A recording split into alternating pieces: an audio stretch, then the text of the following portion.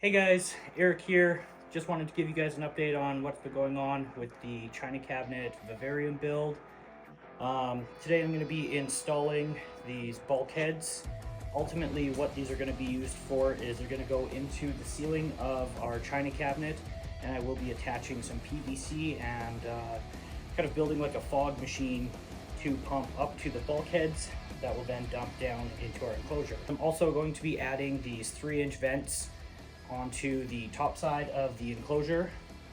Essentially what I'm trying to do is build a draft system of air that's going to pull from the lower side of the cabinet here and draw air to the top side over here. I do still have to figure out how I'm going to put vents in the side here.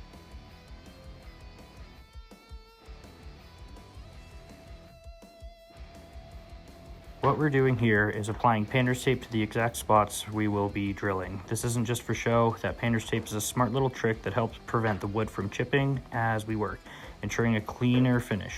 We're also double checking our measurements to make sure we achieve that perfect, even spacing between each vent. Accuracy here means everything for a professional and polished look. You know, sometimes the most satisfying progress comes from tackling those details that make everything else just fall into place. Just like we did with the vents, we're now carefully planning the measurements for these bulkheads. Our goal is to ensure they're perfectly and evenly spaced, creating a sense of balance. It's these thoughtful steps that truly elevate a project and bring a sense of completion.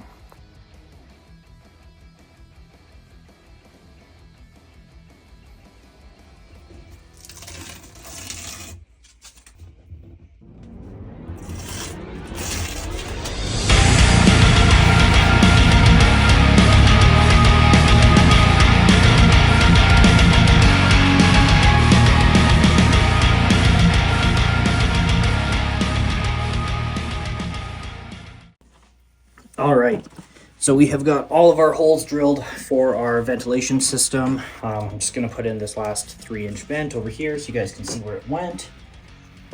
These are pretty awesome because they kind of just pop into place. I will silicone them into place. This one probably won't have any silicone because I have a plan for how I'm gonna get my pump for my waterfall in and out, and that's gonna come from this vent. So I'll probably just use some screws to fasten this in place. That way, if I ever have to access the pump, I can do so. With these bulkheads, the one side goes through our hole here that we drilled. So it's an 1.25 inch hole. And then you have the tightening nut that goes on the other side. So with this, I'm just gonna hold it in place, and I'm gonna put a piece of painter's tape to hold it there, so that I can go on the other side and fasten it in place. So I'll do that with both of my bulkheads.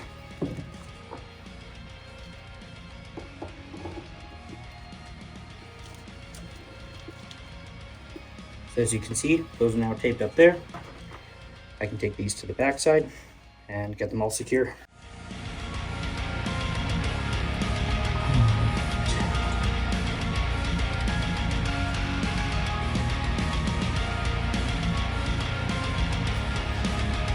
Now that we have our bulkheads in for the fog and our upper ventilation system put into place, I'm going to talk to you guys about where I'm at with the epoxy and kind of what's going on there.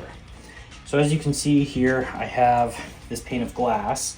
My plan is to cut this down to about the 8-inch mark and silicone it in place here. Obviously I have to get the glass cut first, and I would like to have that in place before I apply the epoxy. The reason why I want to have this glass put in is because I need to make sure that the bottom part of our cabinet is completely waterproof. I mean, it's got to hold about 3 or 4 inches of water, give or take. So I'm just kind of being as cautious as possible to make sure that we are completely watertight. So that being said, I am working on getting the glass cut. I haven't decided yet if I'm going to do that myself or if I'm going to take it somewhere and have them do it for me. But while I'm doing that, or figuring that out, I am going to apply another layer of dry lock into the bottom of this just to make sure we've got additional support to make sure that we're watertight. thank you guys so much for following along so far. Please comment below what you guys think of this build. If you have any questions, any input, it's all greatly appreciated. And now we're going to apply yet another coat of dry lock. This layer, I was really focused on just making sure that I was getting the dry lock into all of those spots that just might have leaks. So as you can see, I didn't do the entire cabinet. Okay, so we now have another coat of dry lock applied.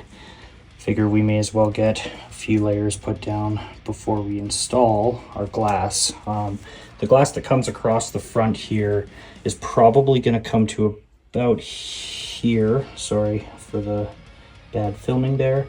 And then what that's going to do is it's going to hold all of the substrate and the false bottom that we're going to have in place. So I kind of wanted to take this time to talk to you guys about like what the plan is with this build now that we're starting to make some progress. I do appreciate everybody's patience while we are getting the glass cut and not laying the epoxy quite yet. But the plan is so for over here on the right hand side of the cabinet, I want to build a waterfall, and I want it to come pretty much the whole entire height of this side of the cabinet.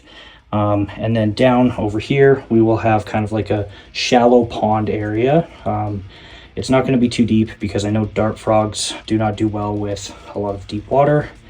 So I'm going to essentially be building with like light diffuser, a channel that's going to house a pump, and I'll probably carve out a waterfall, and then the entire background of the cabinet where you can see we have the mirror there.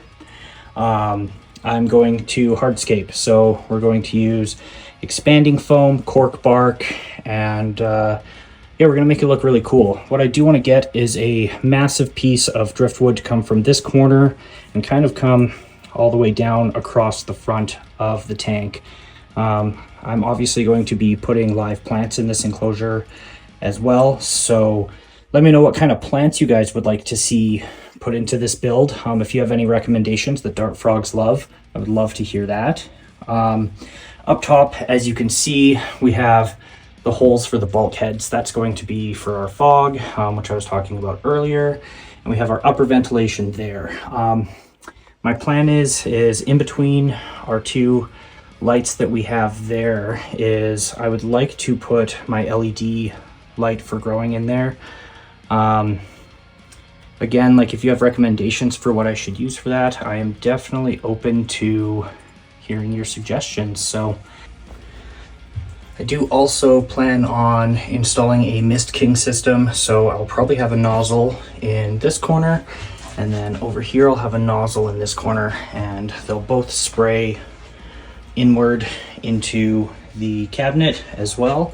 Obviously dart frogs require very high humidity, so yeah, I also think that'll be super cool because it'll be like its own natural little rain system. So that'll be a nice little addition as well. Yeah, there's, a lot of progress has been made. We still have a lot to go here, but I just kind of wanted to give you guys an idea as to what it is that we're doing. Also, over here on the waterfall side, I do plan on putting a drainage hole in there, and what that will do is that will give me the ability to do water changes through this cabinet door. So in the underside of that, I'll have essentially a bulkhead for drainage here, that I'll have a twist valve that we can drain the water out if we need to.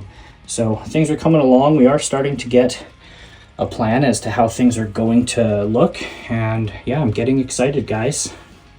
Thanks so much for everyone that's been following along for the build so far. Please hit that like, subscribe, and follow for more. Thanks.